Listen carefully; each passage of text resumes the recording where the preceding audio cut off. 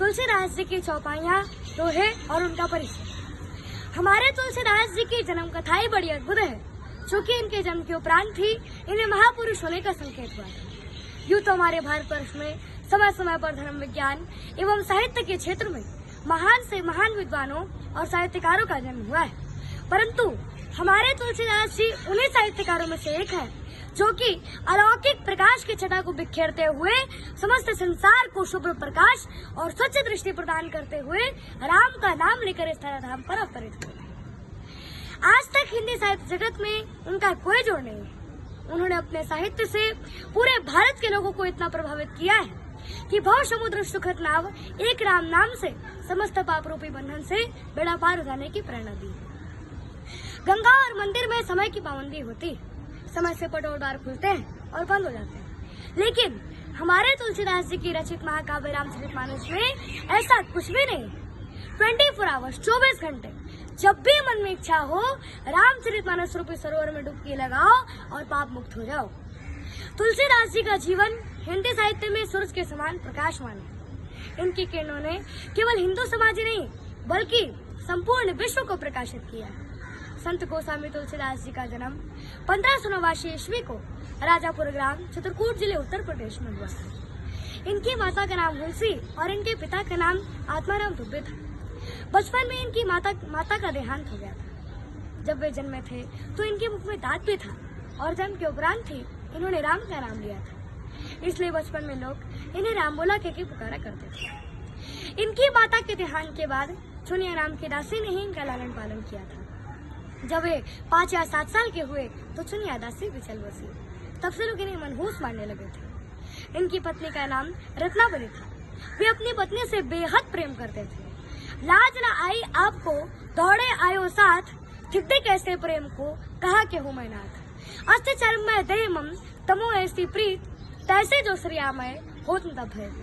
अर्थात ऐसी मान्यता है कि तुलसीदास जी ने अपनी पत्नी से मिलने के लिए अंधेरी तूफानी रात यमुना की नदी तैर कर ससुराल जा पहुंचे। उस अंधेरी रात में तुलसीदास जी को देखकर रत्नावली भय और लज्जा से चकित हो गई और क्रोध के वशीभूत होकर तुलसीदास जी को वापस लौट जाने को कहा और कहा कि इस हाड़ मांस के पुतले से प्रेम करने की बजाय अगर आप प्रभु श्री राम जी के चरणों में अनुराग करते तो तुम्हारी 7 पीढ़ियों का उद्धार होगा। इस फटकार को सुनकर गोस्वामी तुलसीदास जी ने अपना संपूर्ण जीवन प्रभु श्री राम जी के चरणों में अर्पण कर दिया, समर्पण कर दिया। चित्रकूट के घाट पर हरि संतन के वीर तुलसीदास चंदन घिसे तिलक देत रखिए। इस तरह से तुलसीदास जी ने अनेक रचनाएं लिखी।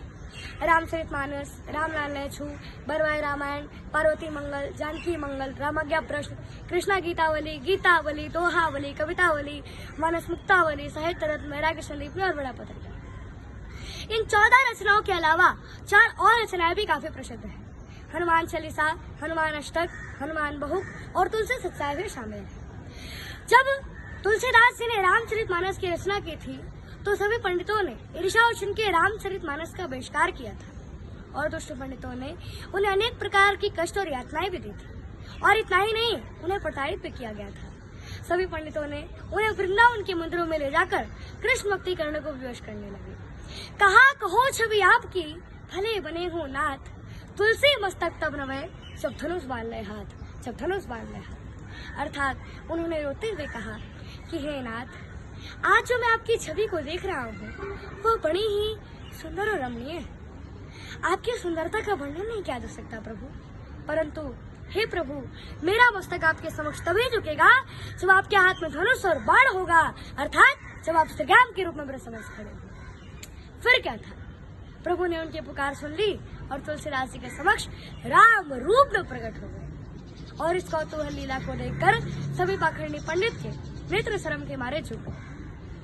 कित मुरली कित चंद्रिका कित गोपियन के साथ अपने जन के कारण कृष्ण है रघुनाथ।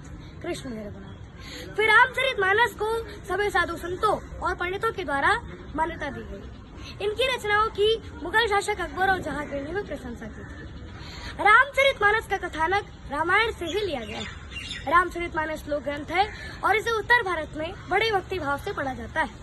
इसके बाद विनय पत्रिका उनका एक महत्वपूर्ण काव्य है जिस पर प्रभु श्री राम ने स्वयं हस्ताक्षर किए थे।